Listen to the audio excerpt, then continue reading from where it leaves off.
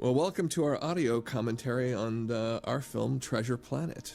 My name's Roy Connolly. I'm the producer of the film. And I'm Ron Clements. I'm the co-director and co-writer of the film. And this is John Musker, the other co-director, co-writer. Hi, I'm Glenn Keane. I'm a supervising animator at Disney, and my job on this film was to design and animate the character John Silver. Hi, I'm John Ripa, and I was supervising animator on Jim Hawkins. Hi, I'm Ian Gooding. I'm the associate art director on Treasure Planet, and hopefully I can give you some insight into how color is done on a Disney animated feature during the course of this commentary. The entire prologue here, we actually changed around during the course of production in that it used to take place, the story used to be told first person. Jim was the adult narrator of this story, and he sort of pulled us into it, but we discovered through the course of some previews and whatnot that it was playing kind of dark, and we didn't have Jim as a character involved in it. So fairly late into production, we reworked this opening such that we see young Jim as a child. We don't hear Jim as an adult narrator anymore. We hear Tony Jay, who was, those of you voice recognition experts from the FBI know, he was the voice of Frollo in Hunchback, which Roy worked closely with Tony and knew him from theatrical days, as I understand. Great voice. Exactly. I thought you were asleep. Now we see young Jim, little, like 5-year-old Jim Hawkins, voices of Laurie Metcalf and Austin Majors, who was the little kid on NYPD Blue. He plays Dennis Franz's son. Did you talk about Yes, he was recording in the same room that we're in right now, actually, and he was funny because we had Glenn Keane in here working with him because Glenn really works well with children and was going to animate some of this, and we wanted to get him involved in the recording, and so Austin was all over the place, though. They had to put tape on the floor. Austin, stay by the tape. And it was an interesting recording session. Well, this was fun for me because after doing Long John Silver for the whole film, to get a chance to do something cute. Yeah. It wasn't supposed to look mean and ugly. It was a nice change. Yeah, well, I mean, we certainly appreciated and needed your help at the time. Jim's mother, Sarah, it was an interesting acting challenge for us because we wanted to find someone whose voice was old enough that you brought it as his mother and yet young enough because she had Jim at an early age. And Laurie Metcalf was special to us in that she could play the maternal thing, but there was she could get the sort of weariness of being the single mother who really had to make ends meet on her own, and yet a kind of vulnerability underneath the kind of toughness that she had to acquire to be her own woman. Sarah's cleanup, that is, the refined drawings done over the rough animators' drawings, was done by Vera Pacheco, a wonderful draftsperson, and the woman who in fact supervised all of the cleanup animation on the entire movie. And Vera did a wonderful job of really giving us such a rich-looking, well-drawn film. It had to be crafted particularly well. It's being blown up to large format systems, and every little nuance shows up on those big screens, and we've been delighted to see how solid the drawing is, and our hats are off to Vera for the great job she did on this movie. There are nights when the winds of the This was actually, as we said, we changed the story. John had this idea of doing this whole thing with the storybook, making this pop-up book, which wasn't part of the original thing. And then we take this into the transition to Jim Hawkins. He's now 15 years old. We added that title just in case you didn't know that it was several years later. This section was a lot of fun. Jin Kim, who was one of the animators on the character, did such an outstanding job. These scenes were very difficult. They dealt with a three-dimensional board, which a lot of times he had to indicate beforehand. 3D moving backgrounds. He just really took to it and did such a fun job. The sequence overall was just a lot of fun to design and come up with the movements and poses. It really uses a lot of things. It kind of went X Game crazy, I guess, where there's sky surfing, there's wind surfing, there's skateboarding, snowboarding, surfing. It kind of incorporates a little bit of everything. Also, Anthony Wong, Mike Cedino, John Pomeroy did these few scenes here.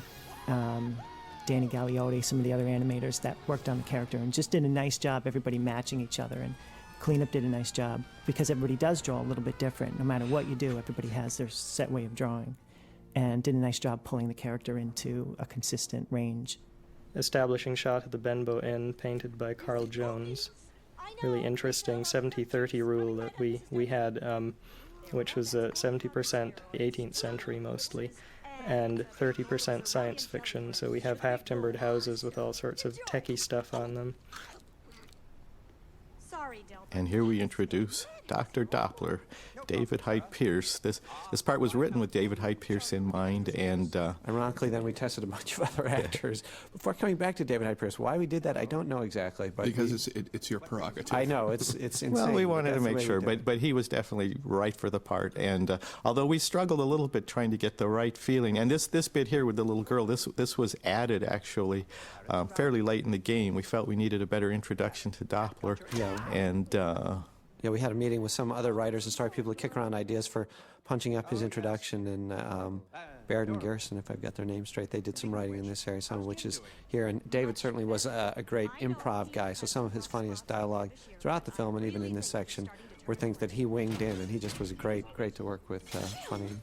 Ooh, wrong turn. Okay, thanks for the lift, guys. Not so fast. Joey Gordon-Levitt did the voice of Jim, and that was just a treat. He did such a good job. One of the things as a supervising animator that you get to do, which is really cool, is you get to go to the recording sessions. And watching Joey record the lines was really inspiring. He has a good, strong range, and I always felt like he put a lot of emotion into it. There were some scenes that he did that were so explosive, and you're just chomping at the bits. You really can't wait to get to them. And another thing that he did that I really was inspired by was you felt he believed in the character, and he had a certain take on the character. And if lines came up that he wasn't comfortable or sure about, where it didn't feel like the character, he'd try and improve them and come up with lines that he could believe were coming from this character. And that's kind of what we do as a supervisor when we approach a scene, is to try and find something that's true to the character and something that you believe in and feels right. And to watch him doing the same things at the voice level really helped to set up and inspire me and our team, I think, for the scenes that we were going to do. Is that it? Jim, look at me. It's been hard and we added this bit with Jim helping clear the tables just to make him a little more sympathetic. Yeah, this was John Ripa's idea to make Jim a little more active. He's actually helping his mother out in the end here rather than just standing there kind of moping. We wanted to make him more active, to build a little sympathy for him. And in the earlier version of the story, he used to just sort of walk out in the middle of their conversation. She turned around and he was gone, and that seemed maybe a little too rude, so we reworked it where he stayed there in the scene.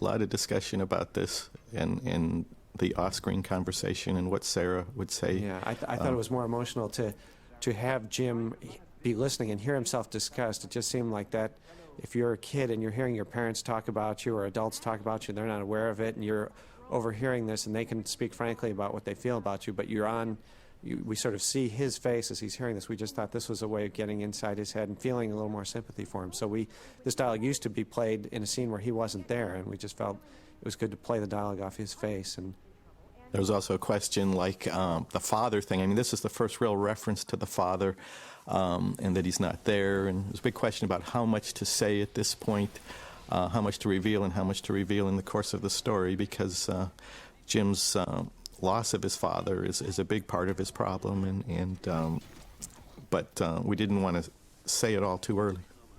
We've got Billy Bones' entrance here, who is voiced by Patrick McGowan, who those of you fellow boomers know from The Prisoner and Secret Agent Man and Braveheart, and more recently. Scarecrow of Romney Marsh. So it was a big geek fest for all of us baby boomers to be recording Patrick McGowan, who came in and was actually having a very bad cold, was very phlegmy and coughy, and it worked well with things like this with his coughs of, he loved doing that coughing. Yeah, 50 different coughs. I think we could have 10 minutes of that coughing. Nancy Beeman, who did this Billy Bones character, she researches everything.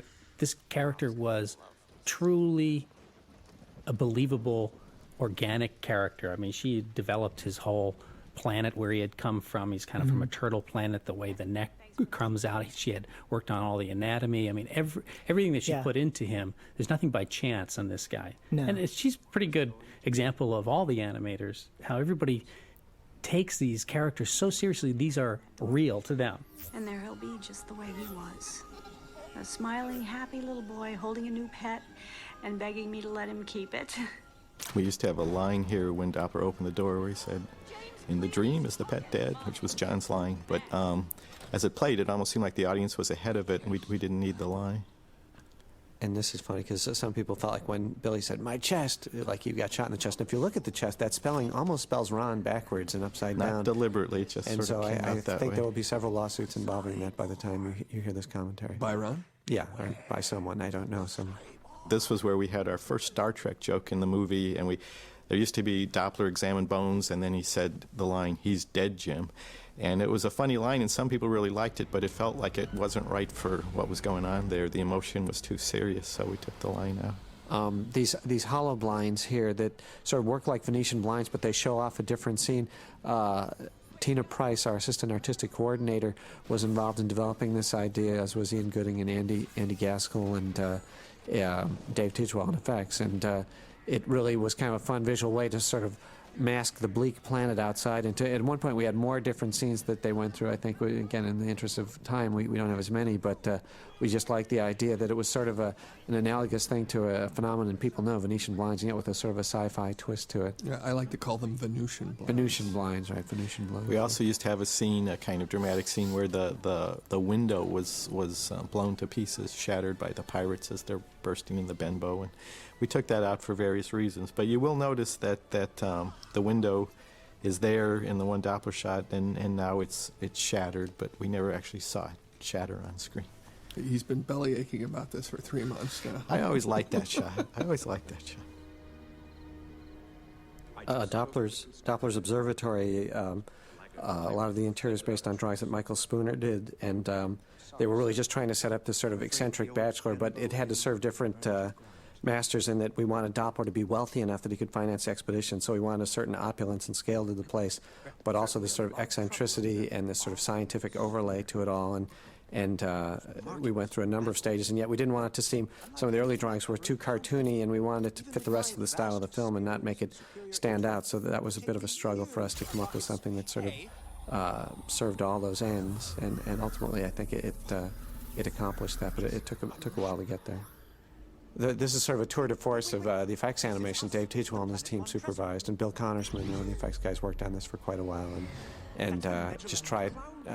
It was a fun sequence, although it was one of those things in storyboards and in the script, you're like, you have to take our word for it. It's going to look really cool when it's done, and people sometimes didn't realize that, but it turned out really well, I think. Now, one of the interesting things in the movie color-wise is that we don't use the color green a lot because it associates only with Treasure Planet. So whenever you see green, it represents sort of good and moral and comfortable, and obviously exotic because Jim's homeworld doesn't have any green. So when you see the map, it's all green, associating with Treasure Planet. This is it.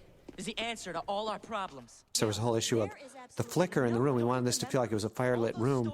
But the first pass on this, it was so violent, it seemed like the room was in flames, and we had to go back several times, like, too much, not enough. And Tom Baker and his scene planning crew had to really back up and go through this. People take things like the flicker for granted, but it was not easy and had to be redone several times for continuity.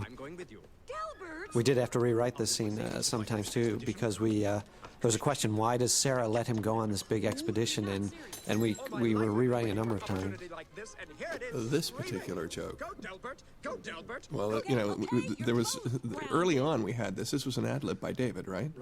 And, you know, it made the film, got great laughs, but it really was split in terms of love it and hate it. A lot of the staff didn't like it and said that it was right, too and so we wrote contemporary, 10 different alternates, which we had David record, and we tried out at various screenings, and nothing ever got as big a laugh as David's ad-lib, even though it was anachronistic, so we said, we got to go back to the original. We went with the funniest one, and David's spontaneous ad-lib. I was one of the people who thought that it was a little, you know, intrusive, but I've grown to love it. Go with the audience. There's some great animation. Sergio Pablos, who did Doppler, some great subtle animation. Yes, all the other animators, I think we're in awe of Sergio. He's a brilliant draftsman, animator, and impeccable in his timing, his overlap, his technical skills as well as his acting skills. And people would just study his scenes. He was tough on his crew. People working with him had a high standard to live up to, but it was always a thrill for us to see his scenes because they just were dazzling in their technical mastery and acting chops. Here comes the Mama Kahuna of all. One of the biggest shots in the movie. CGI shots. Probably took how long to do this shot? 2 years? Or 2 years and easily several 2 days, I years. think, yeah. Peter Clark really did some great visual development on this, one of our designers. Amazing model built by Thomas Debitus. Incredibly fun concept, I thought. This was one of the earliest concepts that the directors came up with, and I just think it's a really fun, sort of magical storybook conceit that the moon is really just a crescent. One of the things that really attracted me to the movie initially. Rick Mackey is a character designer who worked on this movie almost as long as we did. Rick did literally thousands of drawings. He did aliens of every possible persuasion, and this spaceport sequence was sort of a tour de force where we tried to dig out as many of these great Rick Mackey concoctions. Some have got tentacles, some fly, some walk, whatever, but Rick is just a brilliantly inventive mind. Reads, well, contempt. But in our case... Look, let's just find the ship, okay? This is our Hitchcockian cameo. That skinny, frail robot up there is me, John. And the little hairy, red-haired guy is me, Ron. It started with Aladdin, sort of accidentally. We did a little cameo in Aladdin, and we did one in Hercules, so we felt we had to do one in this, too. And we did the dialogue here as well as we did in those. Yes, Second berth on your right. You can't miss it. Boy, is that acting? Don't answer that question. Okay. Legacy. So this is our ship, the Legacy, that went through many name changes on the course of arriving where it was here. I think we had a contest at some point to name the ship. I mean, originally we toyed with the idea of using the Hispaniola, which is the name of the ship in the book. John wanted to do that. I didn't want to yeah, use that. I wanted to. Finally, we ended up with Legacy, which I think it was Glenn Gagnon. Yeah, I think, who came up with the Legacy. That was his legacy. Exactly. And we should talk a little about Mr. Snuff, who the voice of that and the animation is done by Adam Dykstra. One of the rare cases where an animator actually animates the character and supplied the voice. How he did it, we're not quite sure. I think that he used this stuff called GAC, but he was always by himself in the recording session, so we don't know for sure. Captain Amelia, voiced by Emma Thompson. Emma was great to work with and animated by Ken Duncan, one of the best draftsmen at the studio. We recorded all of her, I guess, in London, right. And she really came into the sessions having looked at the lines and hit with ideas for rewrites, and it was always fun working with her because we sat down and actually sort of hashed out the lines. And she's a great writer as well as an actress. Literally, we would sit down each sequence at a time, go through it, and then go into the recording booth. And right. Always plussed it. Right. She came up with a particular word or something that would just make it very, very British, very precise, and very much in character for her. Captain Amelia, the captain of the ship, is based on Captain Smollett from Robert Louis Stevenson's novel. Of course, in the novel, he's a man, as I think just about all ship captains were in that era. Ted Elliott and Terry Rossio, when they did their treatment based on Ron's original treatment, thought the captain could be a woman, a sort of a woman alien, and I think they described her as a bird-like alien in their original treatment. But we liked the idea of a female captain. It just gave a whole twist to the story, and we then wrote the part with Emma Thompson in mind, never knowing whether or not she would do it, but her kind of wittiness and take-chargeness and authoritativeness and intelligence we thought would be great, coupled with this sort of, there's an element of Emma Peel in there slightly. Yeah, I remember in the first draft of the script we described Amelia as a combination between Emma Peel and Mary Poppins. And there's still a little of that, I think, that comes through. This set is Amelia's stateroom. We tried to come up with a very soft lighting situation so that the characters would not require tones. Tones are the shadows on the actual characters that render them more dimensional. And they take a lot of time, and since this movie had a lot of very cool effects sequences, we didn't want to tie up the effects people with doing too many tones, so we tried to come up with lighting situations that would be better without the tones rather than having a movie that just looked cheap. We have a nice sort of photographic light effect happening here on the characters, which we called overspill, which happens when you take a picture into a light source. The edges of the characters and backgrounds get chewed away a bit by the light behind them, which is that sort of nice haze you see working around the edges. Mr. Arrow, please escort these two neophytes down to the galley straight away. Young Hawkins will be working for our cook, Mr. Silver. Well, what? The cook? So So this sequence, which is actually the introduction of John Silver, was actually one of the first scenes animated in the movie, one of the first to come out of story. Barry Johnson did the storyboards on this sequence, and so a lot of this is some of the first animation that was done. This is like the first scene that was animated on Silver, because Glenn Keane, who did Silver, kind of went in order, and I think that was the second scene that was animated. Silver is a very unique character in that he's the first time we've animated a character that's traditional hand-drawn and computer-generated in the same character. And we really wondered, is the audience going to believe this character is real? Is it going to look like he's got metal pieces stuck onto him and they don't belong, they're not part of his being? Are they going to buy it? And I was very happy to find that the biggest challenges with Silver were not the technical sticking a CG part onto him, but as it should be, it was the acting, the performance. That how do you make him real?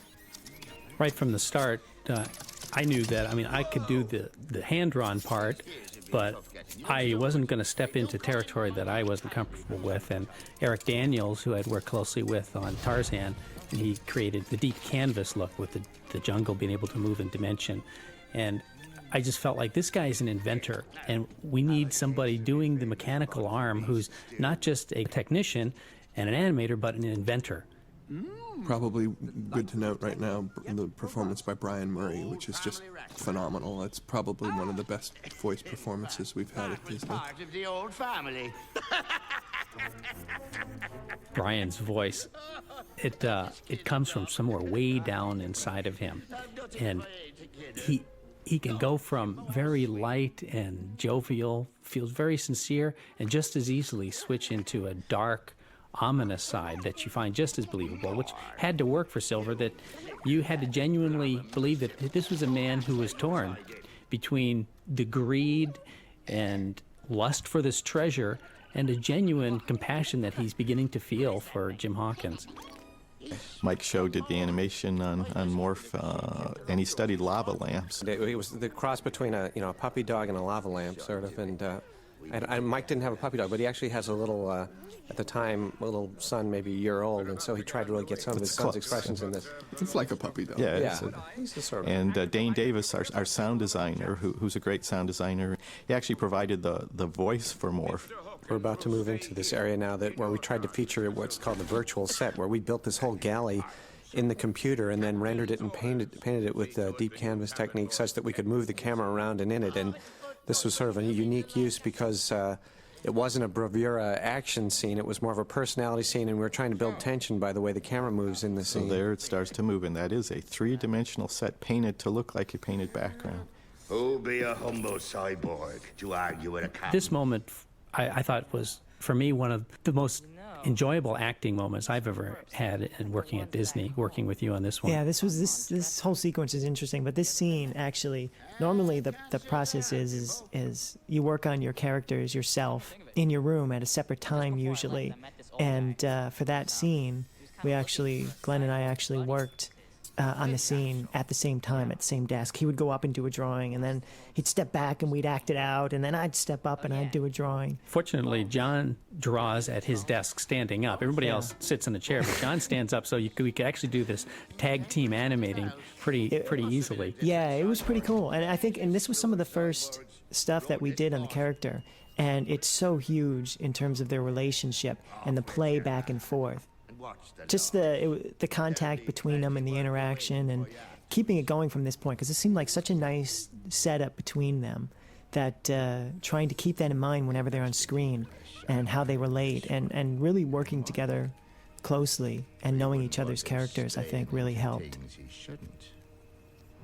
We are all clear, Captain! Well, my friend. Early on, I think we've always considered that these ships we would be using solar power a lot. The technology of this universe relies a lot on solar power and artificial gravity. Those are two of their big things. Well, we always said we wanted this to feel almost like if they had discovered solar power like in the 17th century, on a major scale and really developed it, this was where they would have gotten. And I think Andy Gaskell did some of the early drawings on this where he did these sort of hexagonal patterns in the sails, which we really liked in terms of just feeling like there was a sort of fiber or filament that was a conduit for this in these things. We did a lot of research on the color of ships how they were painted back in the 18th century, and settled eventually on a white hull for the ship because several reasons. It shows up very nicely against the dark colored backgrounds, and also it picks up color. White is a very good reflector of what's happening around it, so when it's in a colorful ethereum, that actually reflects onto the hull, and it's really attractive. This shot of the ship with the manta bird sort of swooping by, it was based on a painting that Ian Gooding did of the ship, and these birds going by, and it was just a majestic image, a romantic one of the real image. early paintings, and it really set a tone for the whole movie. It was sort of an icon, and it was just based on a visual development thing, and we said we've got to get that image into the movie, so we really tried to duplicate the feeling of that, and I'm really happy with the way it turned out. The manta bird's animated by Mark Austin, and I think there is one frame that pretty much matches the painting very closely. But it was really Ian Gooding's vision of that image that we really tried to duplicate on film. Deep canvas space whales. Yeah, these are the first characters that Disney's ever done in deep canvas. Except for the manta birds, but you don't notice them as much. At least take full advantage of that. So they're painted like backgrounds, and then but animated as computer animation. This scene was a little bit of a struggle because we were going to get Doppler was going to be kind of slimed by these whales, and we discussed what was the funny color of this sort of slime, and we went through various ones, and we wound up with this was our funny color. These scenes, Mark Smith animated, who just became my right-hand man on animating Long John Silver. He has a natural appeal. Appeal is something that I used to hear all the time from Frank Thomas, Ollie Johnson, Eric Larson, the old guys who did Pinocchio, Snow White. They're always talking about appeal and sincerity. And the words appeal, I haven't heard as much lately.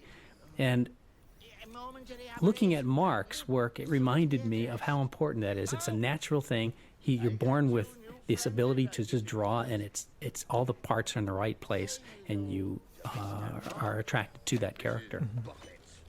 It's interesting to note that in the development process, both in terms of characters and backgrounds, that we have about 15,000 pieces of artwork that was developed during the period before we got into production. So there's a lot of artwork that gets generated just in terms of spawning ideas and massive amounts of character stuff and background stuff. A lot of this cast of characters, we really wanted to get a range of shapes and sizes in these supporting cast of pirates and species, and Peter DeSev was fairly instrumental in doing that, character designer who did these really fun designs, little tentacled people and huge hulking people and the spidery guy and all that. It really, he kicked off a lot of that stuff, and much of what he did, Andy adapted and we adapted, and the animators jumped off from.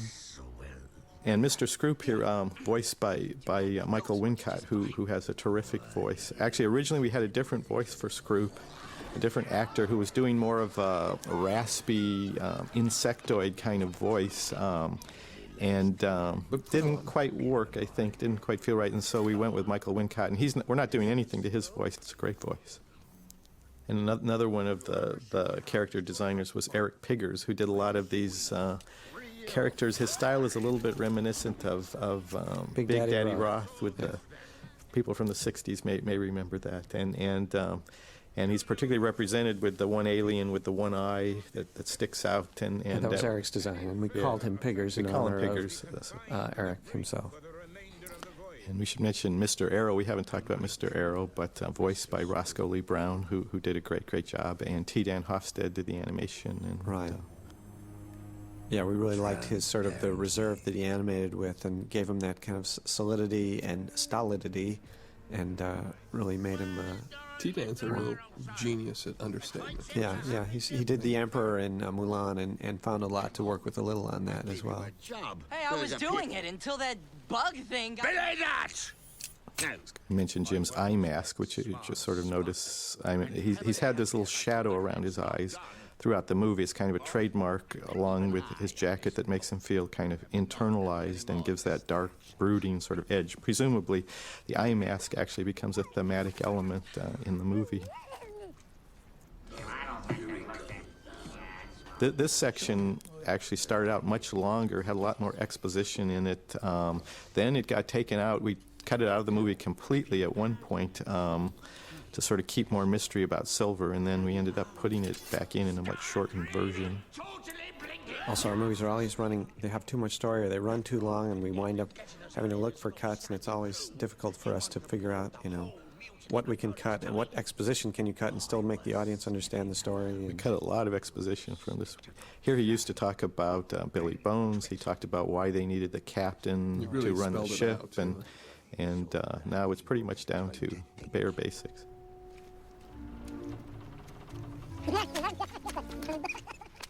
This little bit with Morph here where he turns into a little version of Scroop was added late just as a gag, and it just seemed a way of kind of demonizing Scroop to sort of make fun of the boogeyman a little bit here. So we added this, and Mike Show animated very funny with his little Nijinsky move there. You can see Jim's eye mask pretty clearly there, his dark brooding eye mask. And silver striped pants turned into a little bit of a nightmare too, because they were very difficult to draw. So the cleanup people, Vera Pacheco, was pleading with us, please let's not do the striped pants through the whole movie. So we found a convenient spot for him to go into a changing room, and during the latter half of the movie, he has remarkably unstriped pants, which I don't think anyone ever notices. But he has more than one pair of pants, right? Sure. Your father not the teaching sort? No. Once again, there was some rewriting on this scene, just a question of how much to reveal about Jim's father and what happened, and how much to leave for the song to reveal. And it's still leading into this father-son arc, this surrogate father, surrogate son, which is kind of what we're building toward with Jim and Silver. The captain has put you in my charge, like it or not. Yeah, the montage that we're entering into was in the film for a long time, but originally it had a different temp song behind it. It had a U2 song behind it, and it featured other sort of visuals, and we went through a lot on that. Ultimately, Glenn Keane went and reboarded it and really changed it around into what you see now, where we delve more into Jim's backstory. And even before he reboarded it, I think it was Glenn's idea to actually put the song Iris by the Goo Goo Dolls in as a temp track instead of the U2 song, yeah, which Glenn really we did. brought Johnny Resnick to our attention. Yeah, Johnny Resnick, who's the lead singer of the Goo Goo Dolls and kind of its central core member, came in, we met with him, we discovered that he actually had a lot in common with Jim just in terms of his background growing up in Buffalo and his relationship with his father, and just a guarded and troubled youth, and who sort of came out of it on the other side. And with a mentor's help. I mean, a lot of parallels. Right. And so he performed the song that he wrote here for us in a room before he had lyrics, so he would just sort of lean over Roy and, hey, you know, just sort of, hey. Yeah, he did this sort of Bob Dylan thing. A little Bob Dylan-y, and Angela Lapita was filming the whole thing. You can talk to her about the tape, yes. The whole idea here of the flashbacks was actually Glenn Keane's idea. That wasn't part of the original story. This was originally just sort of Disney mentoring sequence, but Glenn had the idea of, let's take this into Jim's past and kind of show what really happened. And I think it's a testament to Glenn, because here's the guy who's the lead animator for Silver, and then he's able to kind of get into Jim's mind as well. Well, the core of this whole movie is Jim and Silver, their relationship, and I think it was Glenn and John were both intimately involved in developing that. I remember I had to storyboard this, and it just wasn't working, but I felt in my gut that we had to do these flashbacks. So I left the studio and went up to Lake Arrowhead, about 2 hours from here, and just sat up there and just thought, okay, if I was just going to do this just the way Resnick wrote it, this is what it would be. But I wasn't sure if this was going to work, so I called my wife, and I started to describe this, and there was a silence on the phone. I said, well, you don't like it? She said, no, I'm crying. Well, then I'm going to do it. That's how it has to be. I think it's interesting, man. Johnny is just amazing in terms of being able to interpret, the dramatic structure of a film into the music. I mean, he really gets the concept of what the story is about and is able to kind of transfer that pretty easily into. And his lyrics are very strong, I think, and really express a lot of the underlying things that we wanted to get through in the character of Jim. We're about to go into this whole sequence where they sort of, after Jim sees his father leaving sort of for the last time, now Silver invites him on board where he's going to kind of show him the ropes of driving, and then Jim takes over. And I think it was Glenn's idea to really work in something with a comet or something that just had a spectacular visual to it, so that became the basis for this last little movement within the song, where Jim really takes Silver kind of on this joyride and shows him that he really knows what he's doing. Sky continuity was. And a we should also nightmare. talk about the size of stars too, since that was Stars and sky. We've said many times on this, if we ever do another movie again, we don't want to have any sky or any clouds or any stars. It's just too complicated. And there again, people take it for granted. Like if they look the same in every shot and they're moving at the same speed in every shot, and it doesn't always happen because somehow continuity is very, very difficult to keep going. And this movie, I think, is probably one of the most complicated in terms of continuity and trying to match from shot to shot. And we had to redo a lot of these guys. Basically, you're just sticklers on continuity. No one will ever notice. Yeah. Now, this scene ends up having a very Brandywine School of Illustration look to it because of the pool of light that we used to stage the two characters in. It's a very nice balance of warm and cool here. Sort of spotlights the two characters and focuses your attention on them nicely. But this is, I think, some of the best acting in the film. Rick Hoppy did a number of these scenes of Silver and Jim at the beginning, and then Dean Wellens did the latter half, and really some great acting moments, I think, from Dean. This was a subtlety and thought process. And Dean Wellens was an animator who worked at Warner Brothers and was a schoolmate of John Ripp's and Sergio Pablos, and this is the first Disney film he's worked on, and he just was an outstanding talent. I think the whole Silver team and the Jim unit was just amazing. That scene of Jim is just beautifully acted, and this scene of Silver, I think, is one of the best scenes in the movie in terms of how well the acting. Yeah, it's amazing. It's something that we tried on this picture was to have a shared crew between John and I, where some of the animators would do both characters, just so that they would understand the relationship that much better. And that hopefully, that would make the relationship on screen come across better. The storm sequence is a real showcase for our head of layout, Rasul Azadani, and head of effects, Dave Tidgewell. It was great in terms of doing an action-adventure movie. I think it was exciting for Rasul to work with virtual sets. This is the first movie where we were really able to move the camera through environments, and Rasul is sort of the equivalent of a live-action cinematographer, so it was really a freeing thing for him to be able to move the camera wherever we wanted it. I think we really take advantage of it in some of these shots. And certainly this is a big effects movie, probably one of the biggest that Disney's ever done, and Dave and his staff really responded to that challenge and did just sort of magnificent work. I think we were really blown away by the work of the effects department on this film.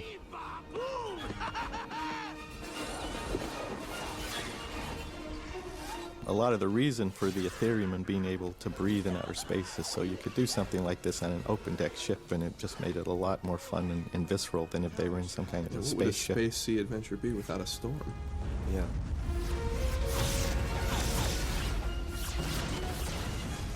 Peter DeMunn did some of this effects here with the explosions and all the smoke trailing off this giant meteor. I guess the idea for this, Francis Klebas came up with a giant star shard that reverses direction and kind of breaks the sequence into part 1 and part 2. Part 1 being the star shards, part 2 being the black hole. The sequence really was a tentpole for us. We were able to get this into production really early because we knew we wanted it was one of the first sequences begun, although it took a long time because it had all these special effects. And and it's an effects tour de force, certainly, with a combination of 2D effects and 3D effects. No, Captain, they're not erratic at all. There'll be one more in Those screens are cool. 2 seconds, followed by the biggest Megillah of them all. We were told by Nancy Beeman that we misused the word Megillah here, but we took our lives in our hands and said, Nancy, we're keeping Megillah. And she moved to Savannah, Georgia after that. Aye, Captain, you heard her, men. Unfurl those sails. Nice little piece of acting for Arrow back there. Yeah. Birdbrain Mary, the little bird on legs, that was John Mahoney's, I think, character design, one of our designers. Although not originally a female, I think Ellen Woodbury, the animator, she saw something wanted to have one female pirate, and we agreed it would be nice to at least have one female pirate. The allure of that woman there, yes. Some people find her attractive, which is really scary. Ron, you do. That's pretty scary.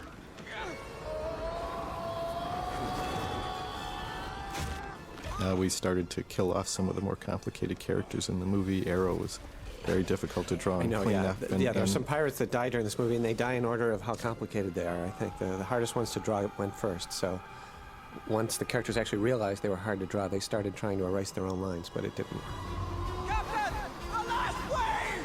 Here it comes! Hold on to your lifelines, gents. It's gonna be a bumpy ride. As the ship descends down into the black hole, this scene actually was quicker at one time, and Michael Kelly felt strongly we needed a beat that really said, you know, they're gone, this is over, and so he expanded that time, and I think that really, to its benefit, that you really have this moment of suspension where you're not sure what's going to happen, and he really let that hang and play out, so all this movement went, decrescendoed down into this sort of rest, and then suddenly exploded out and made the next part more powerful, and I think that was, Michael really sort of went to the wall on that, retiming that, and really trying to give that its maximum impact. And Michael's a brilliant editor, and I think did a great job on this film, and the most easygoing guy you could possibly work with. I mean, just unflappable, really. It's that lighthearted Irish thing. Mm-hmm. Thank you. Thank you very much. Well, I have a lot of help to offer anatomically, astronomically. That's a great line, a very funny line written by Rob Edwards, who joined us fairly early in the writing process on this film. He's actually one of the writers from the sitcom Fresh Prince of Bel-Air, and he worked on this movie with us, writing the script for quite a bit of time, and did a great job and was a really big help in the writing of the movie. We had to cheat sort of that Arrow's hat hung around even though he went away, so we'd have a little prop for them to react to here.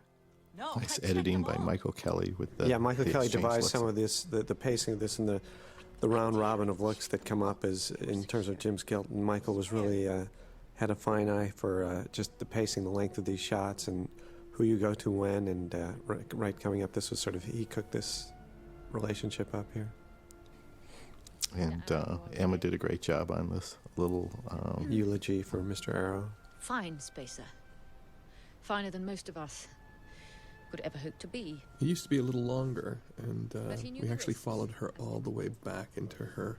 Yeah, there was a scene where she went into her quarters, and we saw her leaning against the wall like she was overcome. There was a bit with Doppler offering to help, and she just can't talk to him and goes in, closes the door. It was very emotional, but it seemed like it took away from Jim's emotion. This is one Ian of the Gooding design of that big this is a nebula. very key sequence of the movie, storyboarded by Ken Harsha, who did a beautiful job on the storyboards of this, and the animation by Glenn Keane, John Ripa, pretty much reflects a lot of what was in those boards. Yeah, it's almost shot for shot. Why, half the crew would be spinning in that black abyss if not for... Don't you get it?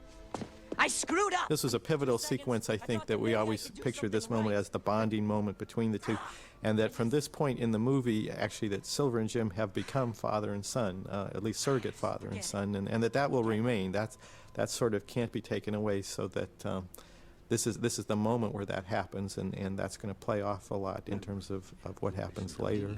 James Hawkins, you got the makings of greatness in you. If there was ever a sequence that I would love to go and keep trying to make it to reach its potential, it's this sequence, because it's so deep, and the emotions that I felt with this were so much tied into my own history and what happened to me as when I was 18 years old, and my football coach comforted me in the parking lot one night after a football game where I completely lost the starting position, and I felt unjustly treated, and he came out and put his hand on my shoulder and said, "Glenn, you're going to do great things. I'm going to be there when you're making that touchdown." And I mean, he had tears in his eyes, and I had tears in my eyes, and looked a lot like Long John Silver. It was one of those soul inspirations for me in this character.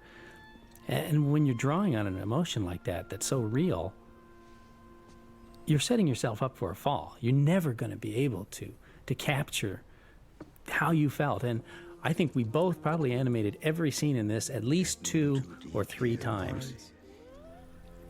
Next thing you know, they'll be saying I've gone soft. The softer side of Silver.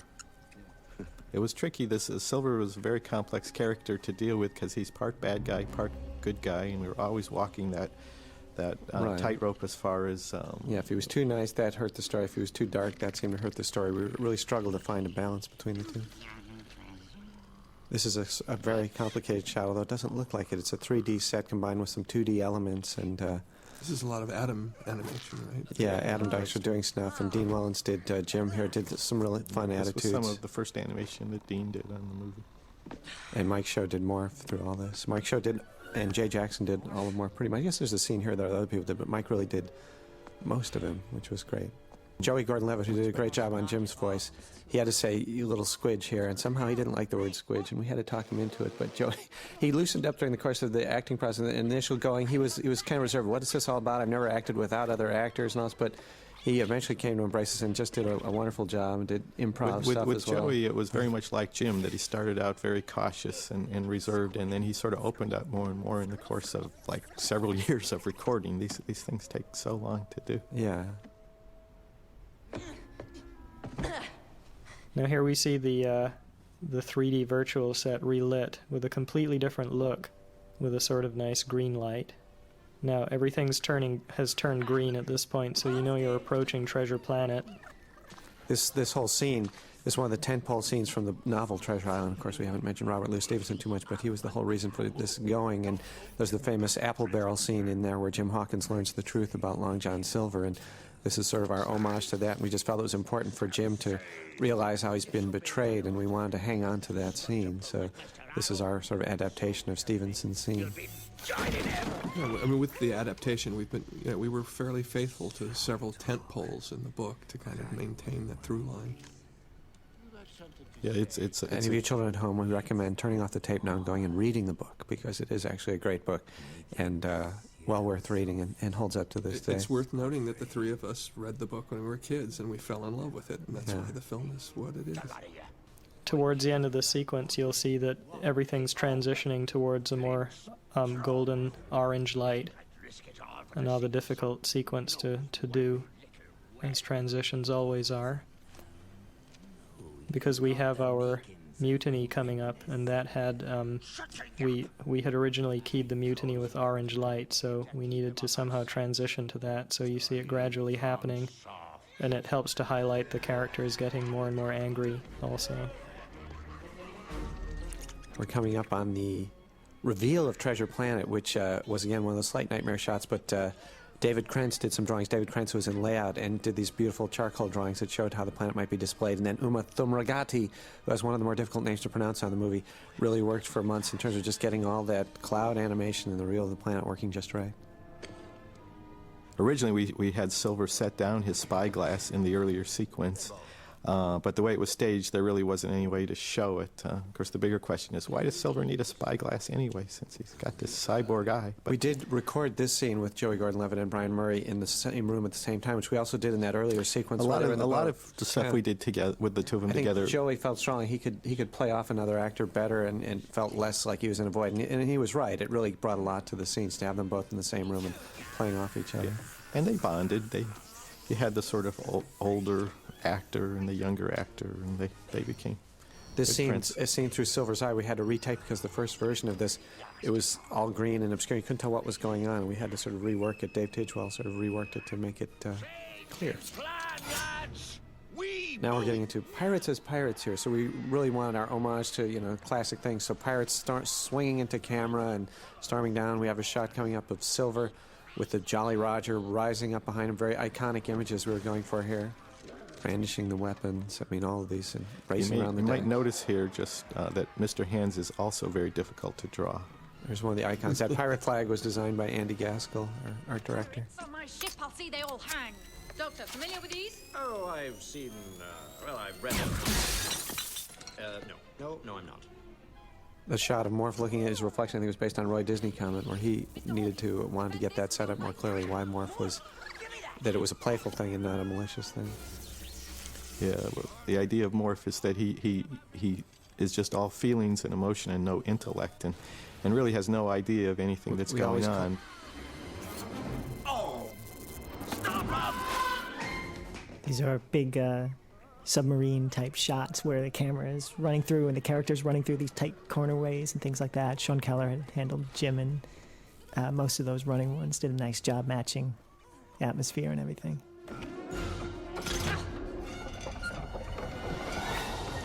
This is an example of interactive lighting where there's a light source outside that changes the lighting of the set. I think Emma really enjoyed the fact that she could play action adventure. She's never really done an action adventure movie before, and she was actually pregnant through most of the Amelia recording. She's very happy she didn't have to get buff. So we lost several complicated characters there that were very difficult to draw. So it's a lesson to you kids: don't ever be a complicated character. You notice Silver's eye changing color through these sequences. He sort of had a mood eye when he was in his normal mode and kind of full of Blarney. It's yellow, but as he gets angrier or more incensed or whatever, it gets redder. So you'll see through some of this section it's a red eye, and as he softens, it goes back into the yellow mode. The recording session between Brian Murray and Joey here was just the greatest. We could have stretched this area out for about 10 minutes. They did so much fun stuff. You really felt like there was this competition between the two of them, and actually in the recording session when they were talking, you felt like they genuinely wanted to win from, between each other. Yeah. I felt like this was an animator's film in that even though there's all kinds of amazing effects and everything, it's still character-centered. That it gives you time to really explore the expressions, the attitudes of the characters. It's only going to work if the audience really believes and likes your main character, and the relationships are growing and causing the audience to want to see what's going to happen between Doppler and Amelia and Silver and Jim. Where it's all going to go. Yeah. These trees are 2D for the most part. They're hand-drawn, but a million levels of them, so they get dimensional, except that was 3D right there. So we keep bouncing back and forth between 2D and 3D. And this shot was all 2D. And it was a challenge because 3D is more expensive, it takes longer to do, and we really had to pick our spots for our 3D shots. Oh, my goodness. That was more fun than I ever want to have again. The basic idea of the planet was, as we will learn later, that the planet is really a machine that is covered with a bunch of like moldy stuff. It's kind of the stuff that would grow in your refrigerator if you left stuff in your refrigerator over a million years. And I actually think there was research done in terms of various bacteria. When I went to CalArts, it was our refrigerator that was like that. Oh, was it the bath? No, it was the refrigerator, yeah. So there are subliminal things that kind of may hint that this is not a normal planet. Although until we see the structure, I think we wanted people to sort of take it more as just a planet. But our layout department, Rasul and everybody did a lot of research into just sort of different vegetation, and they explored all sorts of fungi and mold spores and macro things, little micro things that they blew up to huge scale, and coral structures, and tried to make it sort of an otherworldly landscape. And yet vegetation, there was a big thing. We wanted to get some green into the movie. We sort of kept green off the color palette until we got there. To play up that there was still a tropical island analogy we wanted to get, that there was something almost sort of tropic about this place. So even though and to disguise its machine origins, that it really, you wouldn't suspect at first thing, that seemed so organic that it could be this inorganic place. Plus then we had to design the alien technology. What was this race that built this planet? What was their technology like? And we didn't want it to be human stuff, so some of the early development on that seemed a little bit too much gears and sprockets, and we said, well, no, it's got to feel more otherworldly. It's a culture that isn't the culture of the rest of the movie, so that was a challenge to find something that felt different enough so that it stood out from there. Oh, this is fantastic! A carbon-based life form come to rescue me at last! I just want to hug you and squeeze you and hold you close to me. All right, okay. Martin Short, the voice of Ben, noted from all his movies and everything, great improv actor. So we wrote it, we tried to take advantage of Martin, but certainly he added a lot in his improv. Yeah, we probably have 5 times, 6 times as much material from Martin. Yeah, we have a whole raft of material. I am, my name is, This gag here, where the cuckoo thing, was Barry Johnson, our head of story, his idea, his gag, and it gets one of the biggest laughs in the movie. It was Barry's idea. Oops. And you are? Ben, in the script, we had a whole thing where he leaked oil inadvertently, and that somehow went away eventually. It was vaguely scatological, but somehow, I don't know why it went away, but it went away. And you still miss it. I miss it. I think we made a mistake, but hey, let's just talk about the mistakes for a while. This was ad-lib, this whole little rant here. Yeah, this rant about his therapist and rambling, and very funny Martin off-the-wall shtick. Let me know when I'm rambling. Oh, but that means. Wait, but Oscar Uribitskaya was the animator for Ben, and of Basque Spanish descent, and very difficult to pronounce name, but he did a great job. We were concerned because Ben is a 3D character, but we wanted him to integrate with the 2D characters, so his animation was meant to be as cartoony as the other characters, and we tried to design him so he had a line around him so he fit with the other characters, but Oscar animated him in a way that really, it kept him loose, and the guys who built the rig and all that made it very squashy and stretchy so that it would integrate with the other characters, and that was the goal here, really, not to make him feel like he was from another planet, so to speak. And the whole idea of doing him in 3D was to be able to get the amount of detail on the character, but still try and maintain the squash and stretch of the right. natural. Given that he was a robot, it seemed scene. like a natural fit for 3D. Well, it used to be I lost my mind. I've lost my mind. You haven't found it, have you? My missing piece? My primary memory circuit? Look, Ben. We get into the missing piece idea here, which was a little controversial for a while, but is actually thematic. Wanted to sort of keep it because it really ties into the whole movie in that sort of every character has a missing piece in some sense. Ben's is fairly literal, but Silver has one in terms of that he lost his arm, and Jim lost his father. Yeah. I do. Bye-bye. The fact that whenever you're doing a 2D and 3D combination, it's, I mean, from a technical standpoint, for a... the worst thing is where they touch each other. Touching and talking, those are the two big no-nos. Ironically, that Ben is such a touchy-feely guy, and that's the hardest thing to do. Yeah, every time, a 2D drawing, something that someone drew on a piece of paper, interacts with something created in a computer, it becomes a very difficult task. And yet Ben is a compulsive sort of grabber and toucher and is desperate at being left alone again, so we really want him to be hanging on Jim. So that made their jobs much, much harder to make that work together. But they did a really good job. I think there again, you don't really think about it. They integrate really nicely. Here's another instance of comedy being extremely difficult. We went through such pains with those underwear, trying to get the funniest possible pattern and something that read as underwear, and hopefully everyone's going to be in hysterics over that one. And now Doppler loses his jacket. Every character kind of simplifies himself a little bit through the course of the movie. They're identical to the ones on the map. Craig Elliott, one of the layout artists, helped design the sort of alien language that you see written on the walls and on the technology here that built this whole planet. This whole planet was built, of course, as you can surmise, by an ancient race of aliens that abandoned it. You built it for scientific purposes to explore the universe. Once again, we took out a lot of exposition, so we leave that to the audience's imagination. But there was a whole backstory with this ancient alien culture who built this planet and why they built it. Coordinating these kinds of scenes was a huge challenge with where you've got all the pirates firing and just how many sometimes we'd have up to 12 animators in the director's office on a scene handout, and everybody's got to learn their part and do their character. No tricks. Just a little palaver. This is very much from the book.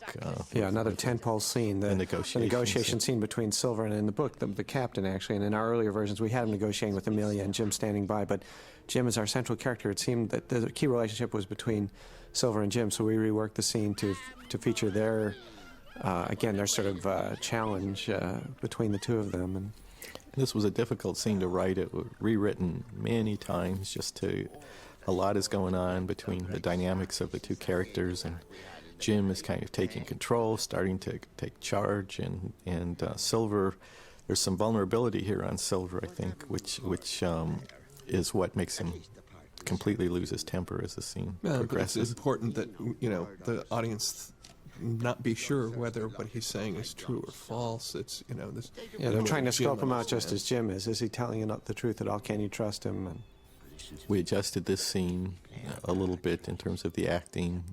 Originally, Jim didn't seem so much like he was kind of considering and going along with Silver's proposal.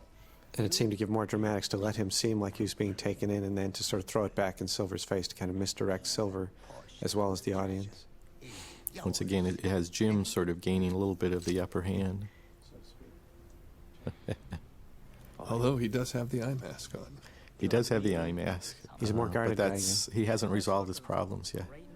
We do have some slight moving camera, although this was done with a 2D technique where we're just panning the camera behind him just to get a feeling of a point of view of Silver as Jim circles around him. Jim is high, Silver's low, which once again is emphasizing like that Jim is kind of gaining the upper hand here. Try to find it without my map, by thunder! Oh, you still don't know how to pick your fights, do you, boy?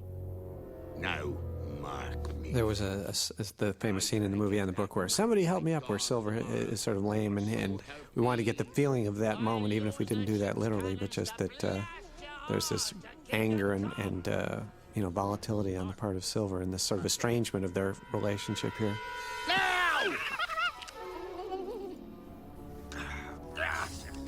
We went back and sort of adjusted this end to put back a look of regret on Silver's part, which we took out at one point, but it seemed to give you a little feeling of he didn't want things to go this way, but that's the way it played out. Yeah, finding that balance between their relationship and Silver's wants was always an issue. And what? What? We must stay together and what? Doctor? David's line of dialogue here involving, I'm not a doctor. We had written that in kind of a Star Trek joke. Star Trek joke in the movie. Yeah, although then David really elaborated on it, so it was his improv that went into the whole, you can't do anything with a doctorate, you just sit there and you're useless. That was all David's improv, and very funny. His greatest ad-lib. It was written as Doppler kind of breaking down and losing it, but he took it to something that was... Yeah. How to get out of this? It's just Jimmy has this knowledge of things. And this was a Martin improv with that. Jim, any thoughts at all after the big build-up? That was Martin's funny, sort of understated improv on that. If we try to leave, we're dead. And If we stay here, this little bit with Morph, that was a Ken Harshaw idea. We're dead, we're dead, we're dead. It's funny that Ken came up with. I think that You know, what's interesting, too, is kind of looking at Morph there a bit, and how much he actually means to the story, you know, and in scenes and for the characters to work with and play off of, and how he works between Silver and Jim. Well, to me, a villain who's really nice to his dog is no real villain. I mean, in the end, there's a redeemable quality to him. And the fact that Silver loves Morph is a very redeeming thing. There's no character with a more pure, genuine heart in this than Morph. Yeah, they'd always talked about Morph almost like a puppy, you know, very innocent, and they were always very watchful as far as how much he understood and how much he didn't as to what the situations were. back to the legacy. Disable. There used to be a scene here where actually they went out and Ben had a skiff called the Mambo Queen. Yeah, it was, which was like the book. I mean, because Ben in the book did have a boat that he built. Yeah, he had a little raft that they used, and so they went to his little flivver and flew to the ship. But then, as we shortened the movie, we got rid of his Mambo Queen, and we just had them steal this longboat and make their way to the legacy to steal back the map. Andy Gaskell storyboarded this section. And originally, guarding the ship was Mr. Hands, so Jim had a big fight with Mr. Hands, based again sort of on the archetypal scene of the movie and the book, where he had to go back to the ship and deal with this guy. But Tom Schumacher actually said, "Hey, Scroop is a much scarier guy, and he's better to have as your villain. You got too many characters, so why don't you redo this with Scroop?" And I think that was a good idea, and we went back and redid it. We used to have a thing like Mission Impossible where Jim tried to disguise himself by wearing a mask over his face so that he looked like... Morph was the mask. Morph So was the mask, he disguised himself as Mr. Onus, using Morph as a mask. Yeah, it was like Tom Cruise in the movie. Fun idea. Again, we've got the virtual set here where we can actually track and travel down through this. We have our homage to Larry Moe and Curly here. There's a Three Stooges aspect to Morph, played out quite a bit in this sequence.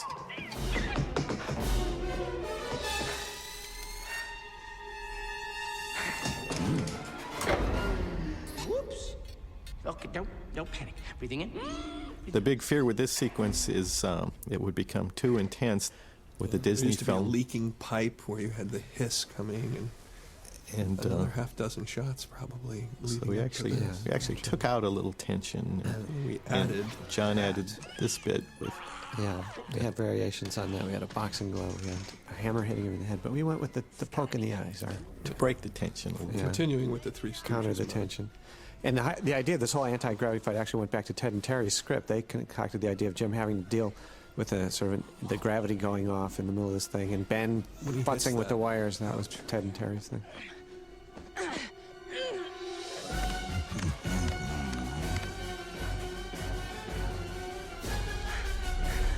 There was a question at the end, too, how we dispatched Scroop. And in the earlier versions, these pistols, some of them were freeze guns, and there was a whole sequence where we showed how they worked and everything. And then as Scroop attacked Jim, he wound up shooting him and freezing him, and he broke into a million little ice shards as he fell to the deck. But then we saw Atlantis, which had the villain crystallize and freeze and break into a million pieces. And we're like, we can't do that. They just did that. So we had to rework it. Yeah, there was also a question of whether Jim should shoot Scroop, which he did at one point. He did shoot him, and there did seem to be something poetic about seeing Scroop sail off into the distance, a la what he did to Mr. Arrow, poetic justice sort of a thing.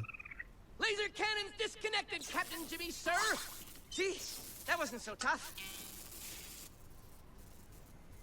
The lighting in this sequence was really interesting. The very strong underlight coming up from that air vent. Fine work, Jimbo. That was a very, very difficult scene to do, where Silver comes out of the darkness. Just the balance of what you see and what you don't see was hard to achieve. And this whole sequence had to be really dark, so it would be believable that Jim didn't see all these pirates when he first came in, but not so dark that the audience couldn't see what was going on. You're just like me, Jimbo. You hates to lose. I think Glenn really wanted to do more of a tour de force scene. This is actually animated by Jin Kim, but sort of devised by Glenn, I think, where Silver really struggles to make this thing open, to build up his frustration with Jim, and to give Jim the upper hand here, the fact that he can do it effortlessly, where Silver can't possibly do it without Jim's help. Yeah, once again, we played this at one point that Jim was completely demoralized by having given the map directly to Silver after he thought he'd won. But Jim seemed too passive, so we kind of tried to give him a little more defiance here, that he's not giving up, even though he has to keep him alive through the rest of the film, because they could have he receded too much. Receded into his eye mask, basically. Yeah. These are some of the most difficult scenes to animate. Chris Hubbard did a lot of these scenes where Silver is in awe.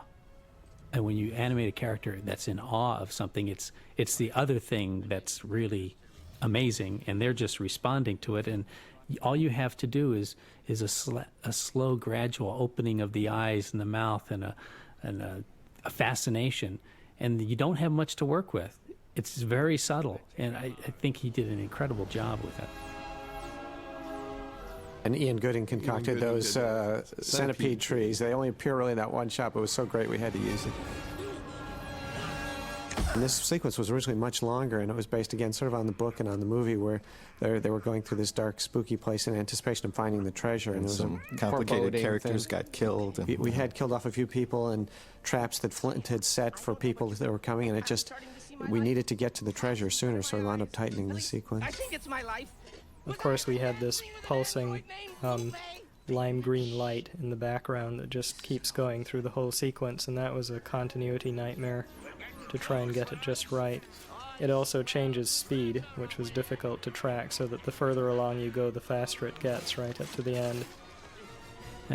It's at this point that you start relying on all the pipe work that you've laid on how the characters relate to each other, that you can just, in a very quick moment, have a look between Jim and Ben that says enough. You don't have to go really far and develop it, because now we've got a lot of story to tell. Yeah.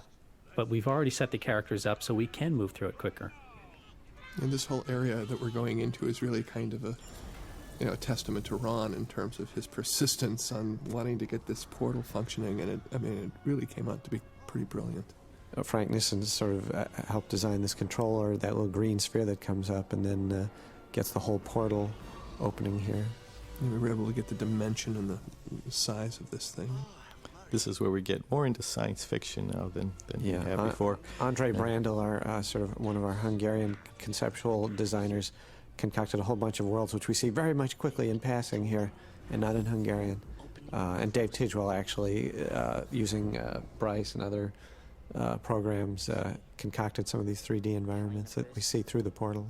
We used to have more exposition here, and actually we used to have these Zaftwing, these birds that actually flew out of one of the worlds. And interacted with Jim and Morph and everything, but again, we were trying to pace it a little more briskly, so it got shortened. The key idea, which we hope is clear, is that the planet is actually a machine that works these portals. Buried in the center. Yeah, we took a lot of time working this and trying to craft it so that you could trying get to a rewrite lot of exposition in to get the making least it sound exposition like you exposition. could and yet get it clear, and that was a real struggle. I like it when Silver starts to get frustrated. There's this volcano He looks good inside. yelling. Yeah, he's like one of these few people that looks good mad. Yeah, he does. So here we get the idea that the planet, which was really good on the surface and covered with natural green stuff, is actually quite rotten at the core. It's filled with gold, which you'll see in a second. And that sort of helps to carry through our idea with the green and the gold storytelling. The loot of 1,000 worlds. This big idea here actually was one of mine, where the core of the planet is like a huge spherical computer floating at the gravitational center of the planet, and the way it communicates with the rest of the planet that works the portal is through these information beams fired by the prongs and fired back by the core. I can't remember why. Ben, come on. We're getting out of here and we're not leaving. And this area was, we reworked some, I think. We spent a lifetime on this one. The whole idea of Flint Ship and Jim, I think Roy had wanted to bring in that element to keep Jim more active through this, so he had a plan.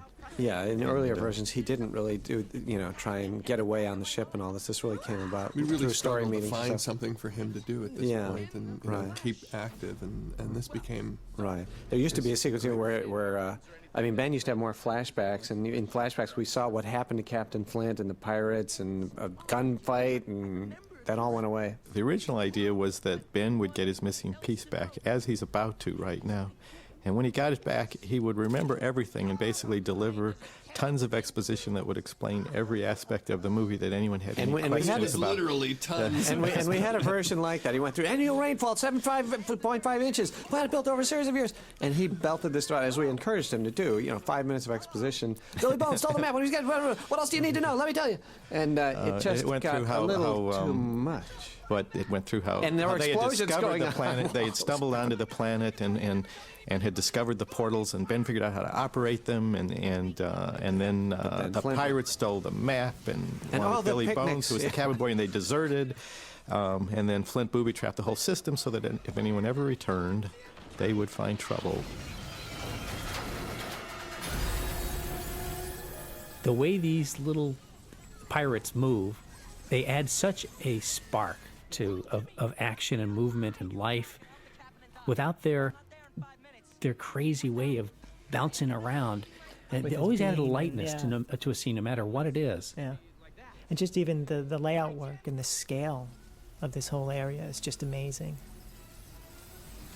This is a tragic scene where the Silver was grabbing for all the treasure. Everything he's lived for is going past him. Yeah, this is just phenomenal effects work here. Yeah, a combination of 2D, 3D, but mostly 3D.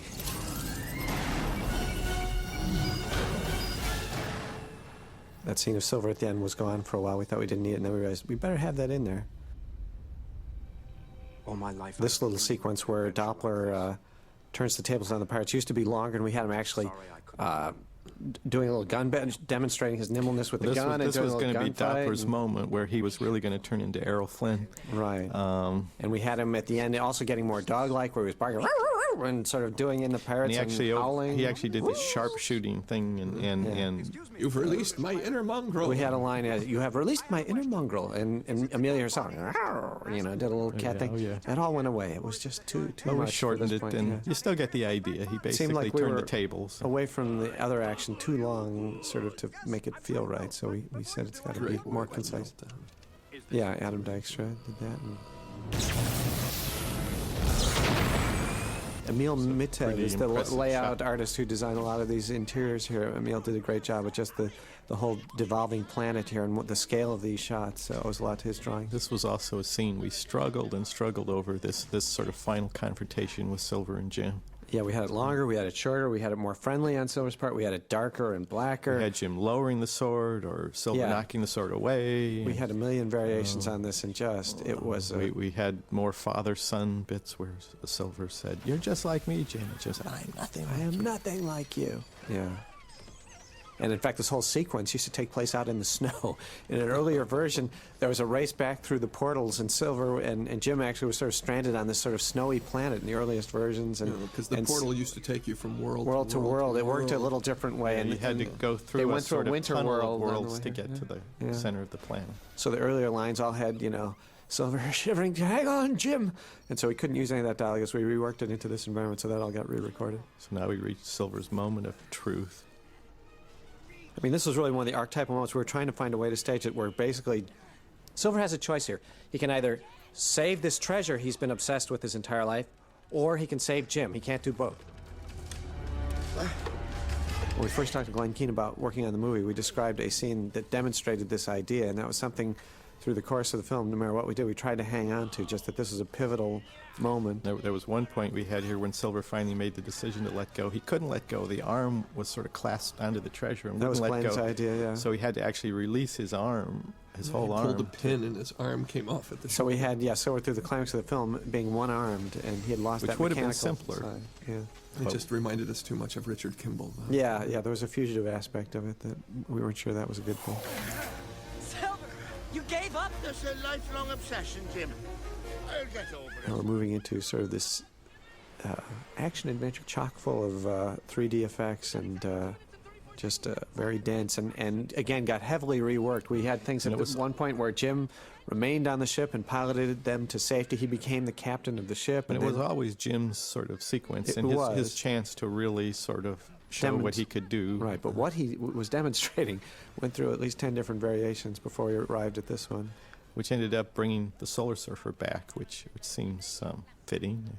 Yeah, we sort of concocted this thing so Jim would actually be surfing, and we had to sort of make it plausible, and I think John Rippon felt, it should have some form of propulsion. At one point, he was just like riding a piece of sheet metal down to what was going on, just kind of riding the waves. With a solar sail, kind of. With a sail, but that seemed too contrived, and the idea came up, used the cannon as a form of propulsion for this thing, and I think we reworked it to, and then I think Glenn had the idea, it can have a certain amount of canisters of energy, so there's a sort of a ticking clock that way, I don't know if everyone gets it, but basically this cannon has these 3 canisters, and Jim uses them all up in his course to try to save the day. Yeah, that propulsion device is basically like a chamber for a pistol. It's got little canisters go in and shoot off the power. It's where you get into what has been referred to at Disney as the plausible impossible.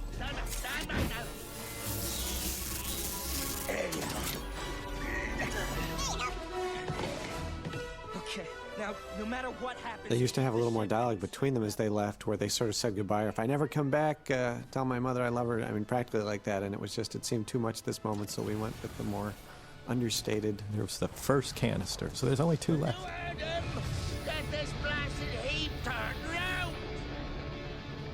In this shot, you actually see the ship tacking as a real sailing ship might, where the sails transfer from one side of the ship to the other. That was animated by Ian Cooney, a nice little touch that he added. These scenes coming up with Jim on the surfer, again, went to Jin Kim just because of how well he was able to do these scenes and how much he was able to put into them. I mean, they're so difficult as it is that you can get lost in trying to figure out how to do them. That he was able to do them and focus on the performance, which is one of the hardest things to do when you have something that's very technical. And he just was the right person for that. There were also scenes, Bobby Rubio had done a couple of scenes in there, a really nice match. And John Pomeroy has some scenes coming up that really, I think, matched the intensity that Jin was able to get into his work. And this was our attempt to get this slight James Bond thing. This came up fairly late in the thing, too. We wanted to give Jim a way of sort of cleverly coming up with some way of saving the day and kind of restarting his engine. So we came up with this thing of him grinding the dead engine against this metal wall and the sparks reigniting it. And that was our attempt to do a little reversal at the end of this thing as we head toward the the finish line. And if anyone was keeping track as far as Ben's countdown, if that was all accurate, it's not. This was one of the most complicated shots we did in this ending, this turnaround of the ship, trying to make the sky work behind it because it was 2D, it was 3D. I don't even know what it is now, but it was complicated.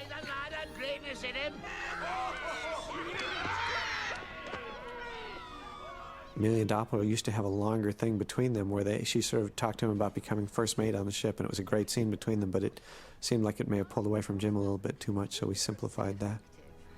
I'd be proud to recommend you to the Interstellar Academy. Proud They could use a man like you. Just wait until your mother hears about this! Of course, we may downplay the life-threatening parts. Again, with Martin's goodbye here, or his congratulatory thing here, we had longer versions, we had shorter versions. I think we were much shorter, but we wound up reinstating stuff because Martin just did some funny stuff with this crying bit at the end that just seemed kind of comic that we liked. And if people notice, his eyes are now blue. When he got his memory chip, it turned his eyes from green to blue. I thought you were going to talk about the eye. Yeah, well, I was going to say that too. And Jim's eye mask is gone for good. It's gone for good. You never quit, do you? Again, for us, this scene in this interior, despite all the changes in the story, most of this stayed relatively as it was, just in that we wanted to get this sort of moment where, Jim lets Silver go, and also, though, that Silver beckons Jim to come with him, and Jim, having found his newfound maturity, really says, no, I think I got a future back home, and it's again sort of a tentpole for us in the movie anyway. Being in a cage. There's an emotional chord that you have to hit in these scenes, and Morph plays such an important moment in this because Morph has always represented that inseparable element to Silver. And when he's given this choice of hanging on to Morph or giving Morph to Jim, I mean, it's such a real gift. It's really heartfelt because you know by this time how much Morph means to I Silver. would have taken you up on that offer in a second.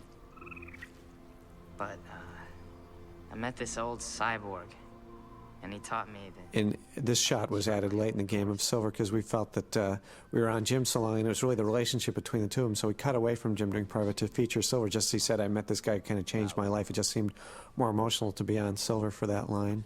And this line where he says, I have a future, he used to say, I have greatness, alluding back to where he said you have the makings of greatness, but it seemed a little bit comic, and it was a question as it seemed too swell-headed. And the Perhaps future... glib. and the future tied into his early line where he says, yeah, what future? And it just seemed to round out the thing.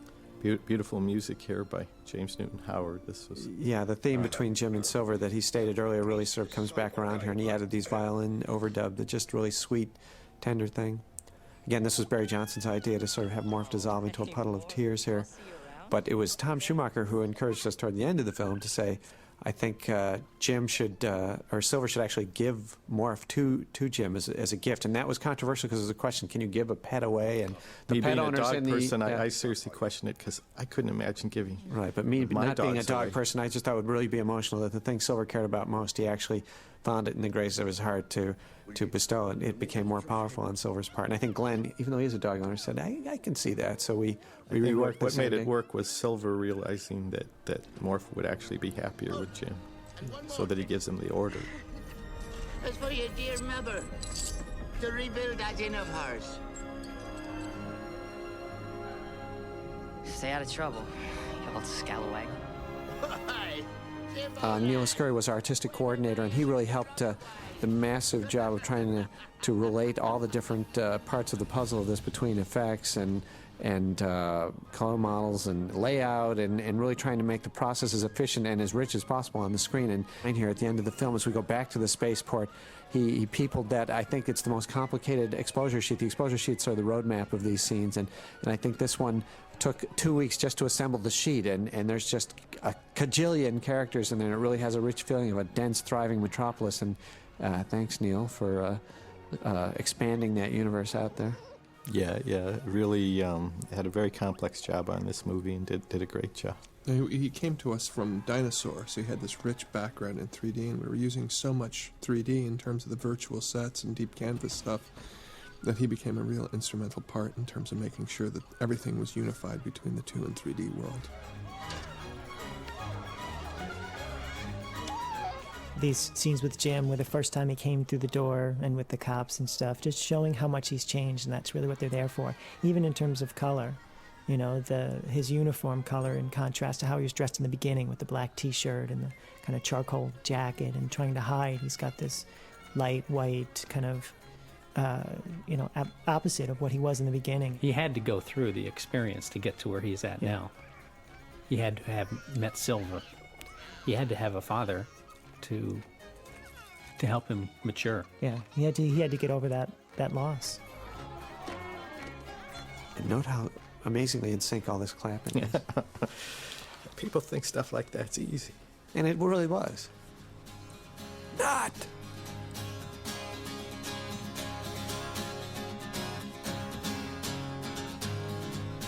So seeing Silver in the clouds here, it's an image that you know there's always going to be with Jim, that Silver's always going to be watching over his shoulder.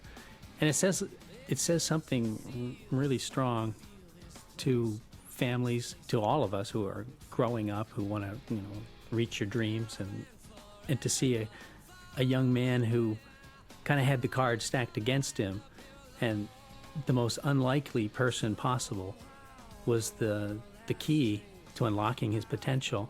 And it's just a great message. I mean, I feel like our films here should have something to say. And this is a story, that was borrowed from Robert Louis Stevenson hundreds of years ago and adapted to our time through Ron and John's vision. And it's just really satisfying to see it actually up on the screen, and for this generation with a new message to it, but a message that was started a long time ago. Even having going through it and seeing it like this and talked about it, it's just reminds you of what a great opportunity and incredible experience it was doing a film like this. And, really feeling like everybody worked very hard and tried to do something that they believed in, and hopefully as an audience, everybody enjoys it. 4 years. 4 years? 17 years. I was very lucky because I got pulled in the last 4.5 years, whereas you guys have been really looking at this thing. Ron, you should talk about this. The fact that you pitched this in 1985 is a phenomenal... same meeting with Little Mermaid. Yes, I originally pitched this at what they called a gong show, which was sort of a meeting actually with Michael Eisner, when we gathered a group of people and pitched The Little Mermaid, and I pitched this. Originally they were both gonged, although The Little Mermaid actually got going pretty quickly, and this has been on the back burner for a long time, so it's nice to finally see it. It's a great lesson in persistence on this one. But it's truly, for me, it is a piece of literature that I loved ever since I was a kid, and it was kind of the book that got me into reading, and so the opportunity to work on it, and I the vision that I was able to share with these guys, it was, these guys are brilliant. It's been an amazing team. It's been just an incredible group of people. I think and in terms of the technology, had this movie gotten going 17 years ago when it was proposed, both the people that worked on it and the technology that we used were not necessarily available then. So it's been to the movie's good fortune, I would say, that it's taken this long to get off the ground. Had we started 5 years earlier, we couldn't have got there. Right. Had we started 17 years ago, we couldn't have dreamt of where we would end up. And the intention was, even like when we were, John and I have been working on this for a long period of time. Even between Little Mermaid and Aladdin, we worked on it a little bit. Between Aladdin and Hercules, we worked on it a little bit. And even then, we conceived it as a big action-adventure movie, and really wanted to get that kind of action-adventure cinematics into it, and had no idea how that would be possible. And it turned out that by the time we actually were able to actually do the film, technology had developed that actually made it possible. But even then, a lot of stuff was developed in the course of the movie that didn't exist when we began, and that's a testament to the team, because the team was really everyone embraced this film, everyone embraced the story, and everyone embraced the technology that was there. And took it into these uncharted territories, technologically speaking and artistically speaking, in terms of character design, acting choices, virtual sets, 3D, 2D, you name it, all the way down the line. We were doing things we hadn't really done before, and yeah, it was a testament to the team that they really we decided to go for this kind of classical look to the movie, and a very sort of dimensional classical look to the characters, which really put a big emphasis not only on that you needed superb acting, but draftsmanship was so important, and we had just such amazing animators on this film who like I say, were not only terrific actors, wonderful actors, but could draw so beautifully, and the quality of draftsmanship, I think, is a little bit unprecedented. I think a nod also goes to the performers themselves, because I think from an acting standpoint, there are incredible performances in this thing. I think it's one of the best vocal performances I've seen in an animated film. By the way, Treasure Planet was a controversial title for this movie. There were many other titles considered, I think, for various reasons, but Treasure Planet seemed to be the title that stuck. It was the title we always wanted to go with, because this really is Robert Louis Stevenson's Treasure Island told in an outer space setting, and that title seemed to express that probably better than any other title. But if you don't know that it's Robert Louis Stevenson's story translated into science fiction, maybe the title doesn't have the same meaning. I don't know. I guess that sums it up. Hope you love the film. Hope this provided a little bit of insight into what it's like to put one of these things together.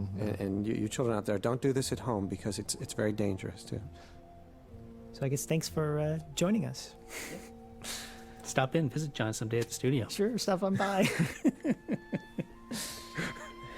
Thanks for listening. Thanks for listening. I hope you enjoyed the film, and I hope I didn't put anyone to sleep out there.